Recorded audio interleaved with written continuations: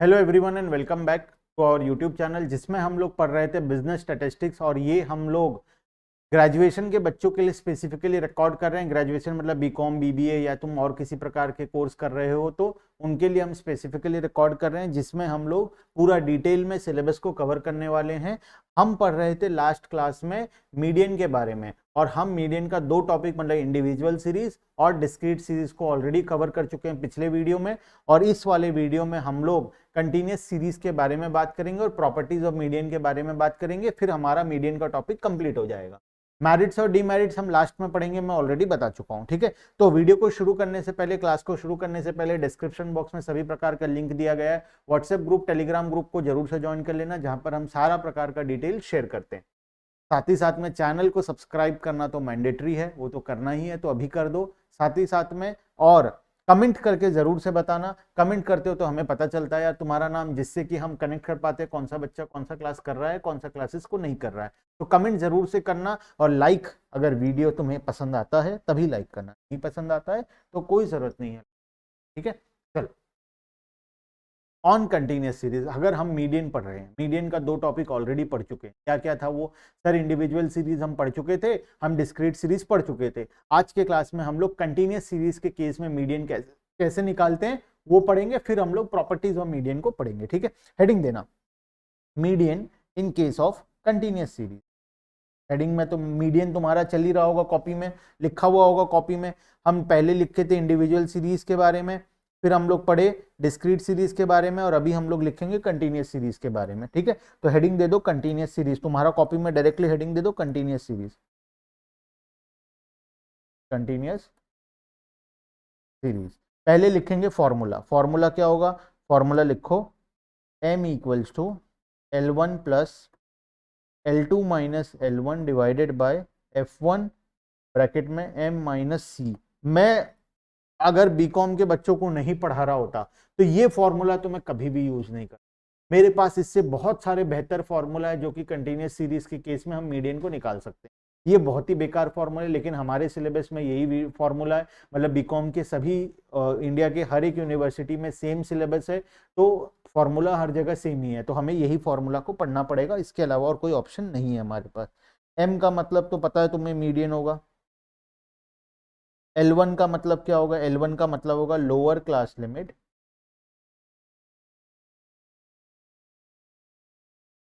Of median class. L2 क्या होगा? L2 होगा upper class limit of median class. ठीक है, उसके बाद L1 हो गया, L2 हो गया, M हो गया। ठीक है, नेक्स्ट है F1। F1 क्या होगा? F1 equals to frequency of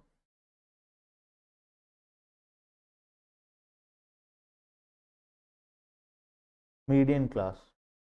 ठीक है, उसके बाद M माइनस सी। M क्या होगा?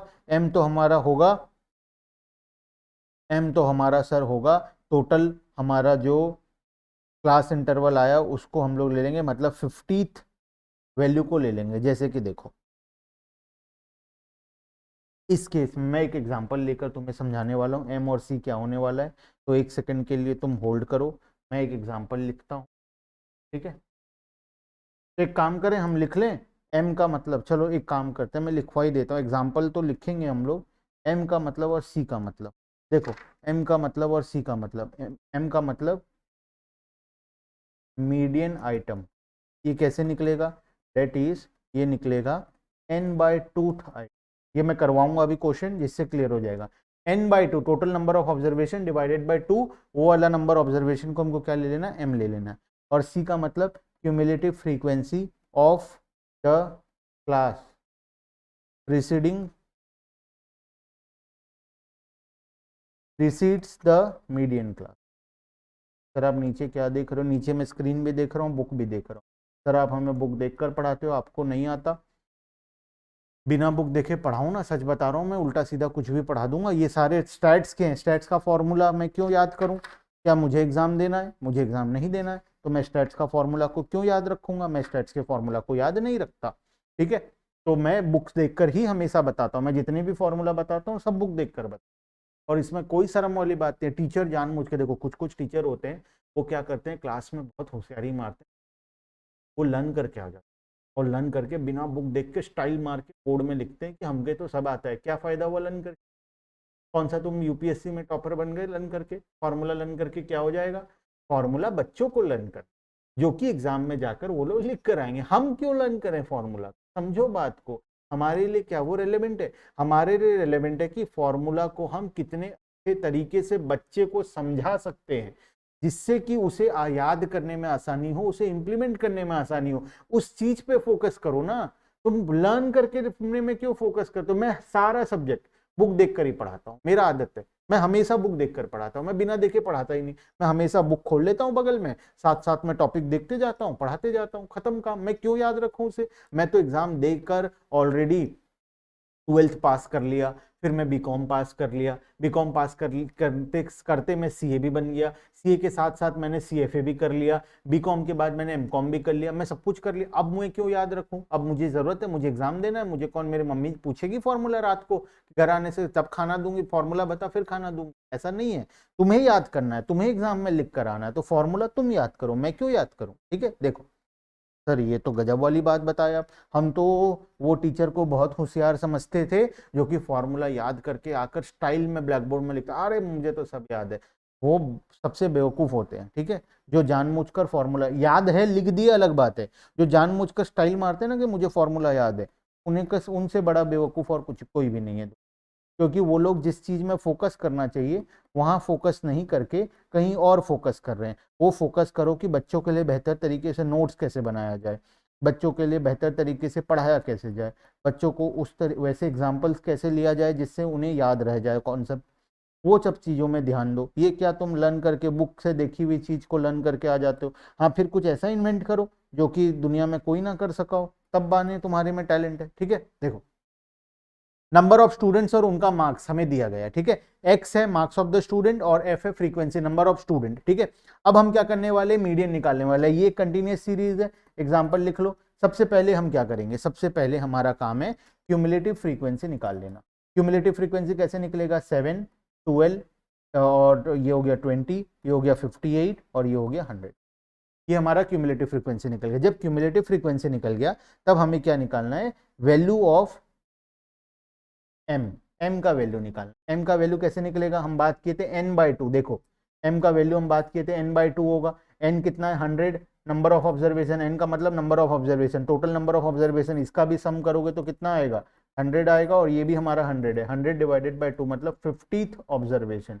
अब 50 ऑब्जर्वेशन कहां पर पड़ेगा, क्यूमुलेटिव फ्रीक्वेंसी टेबल में 20 के बाद और 58 वाले पार्ट में पड़ेगा। तो this will be our median class, median class, that is the class containing median. ये हमारे लिए मीडियन क्लास बन जाएगा। कौन सा, 20 से 25। अब हमें क्या करना है, फॉर्मूला इंप्लीमेंट करना है। क्या क्या फॉर्मूला में लगवाना है, फॉर्मूला हमारा है, लिख लो फिर से, मैं यहाँ लिख रहा हूँ m1 equals to L1 plus L2 minus L1 divided by F1 into m minus सी।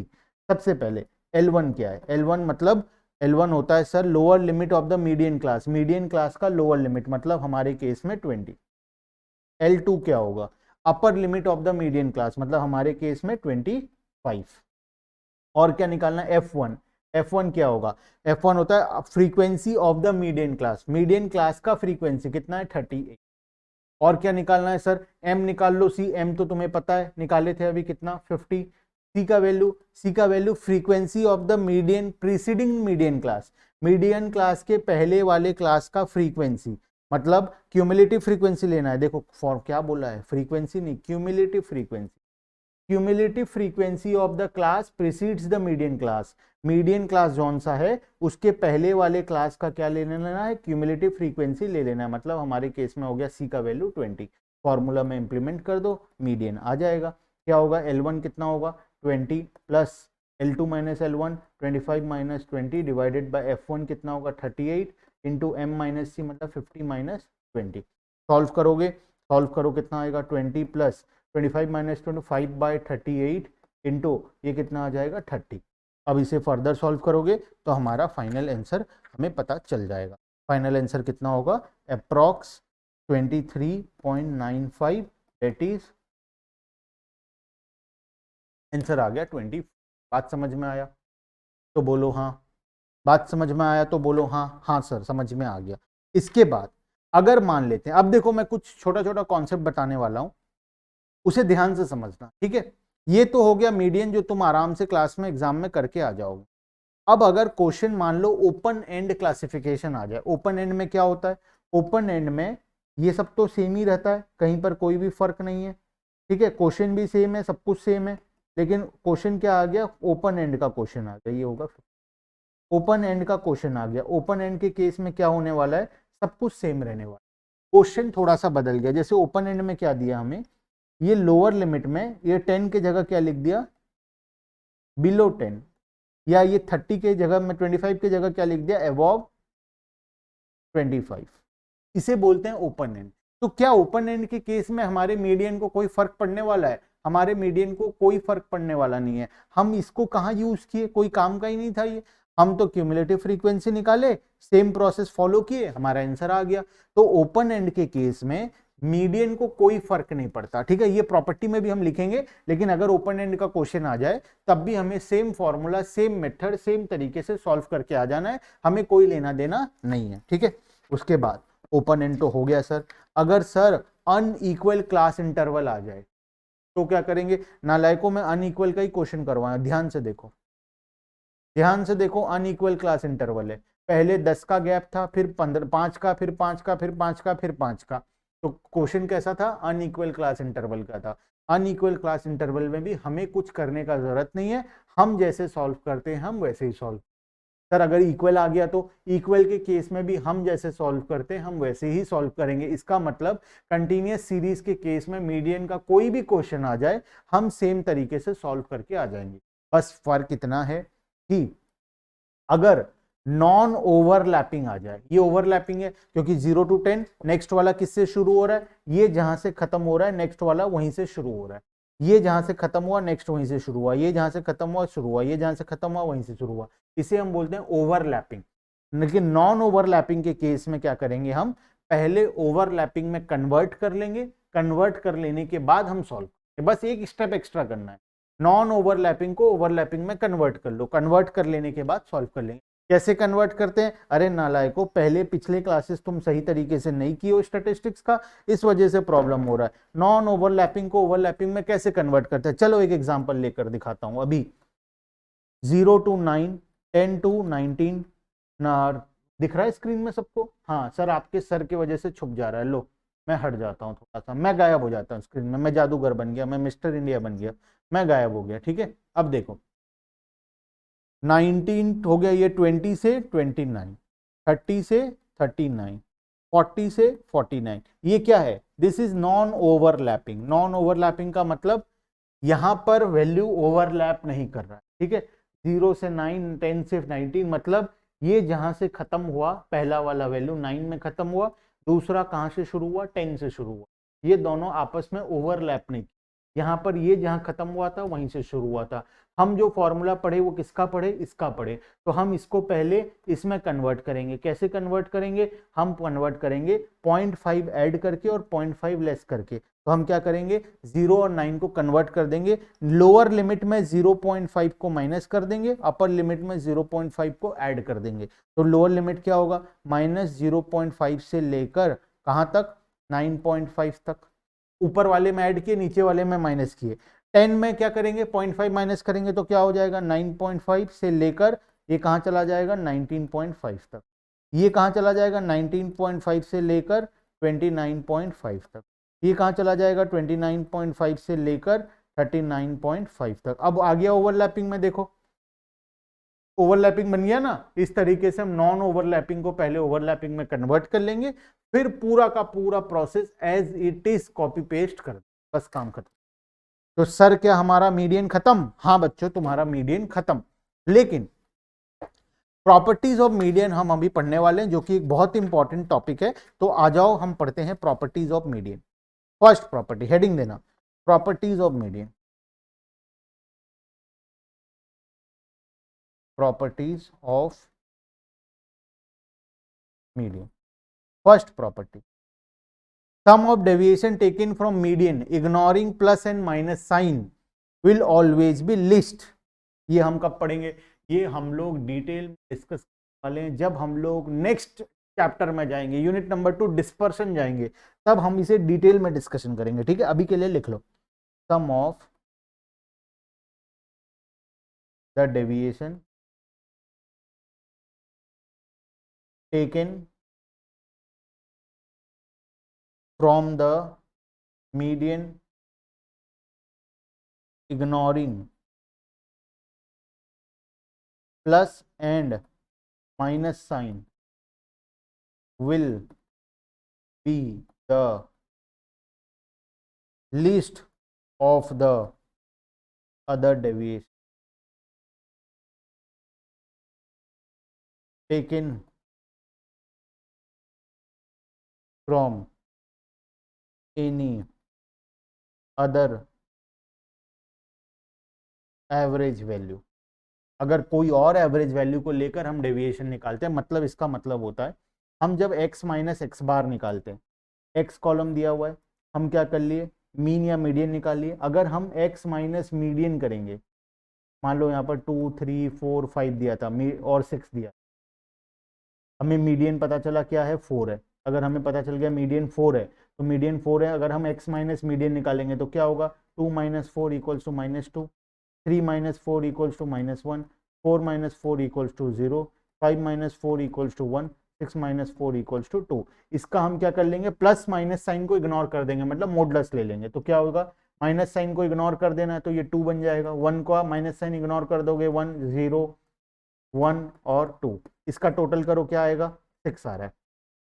अगर हम मीडियन को छोड़कर अगर कोई और वैल्यू के साथ माइनस करें तो ये आंसर हमेशा अलग आएगा, ये और 6 से बड़ा आएगा। इसका मतलब अगर मैं 5 से करूं तो मीडियन 4 था, मीडियन को छोड़कर कोई और वैल्यू से करता हूं, 5 से करता हूं, तो करके देखो, 2 minus 5, 3 minus 5, 4 minus 5, 5 minus 5, 6 minus 5, क्या आएगा ये, -3, -2, -1, 0 और 1। इसका टोटल करो, इसका पॉजिटिव वैल्यू निकालो, माइनस को इग्नोर कर दो तो 3 2 1 0 1, सबका टोटल करने से कितना आ रहा है, 7 आ जा रहा है।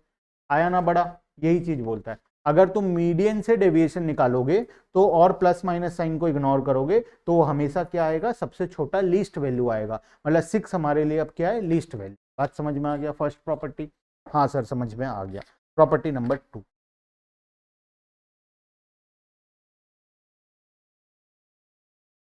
लेकिन एक बात बताऊं, प्रॉपर्टी नंबर 2 मैं पढ़ा तो दूंगा लेकिन वो किसी काम का नहीं है सर, ऐसा?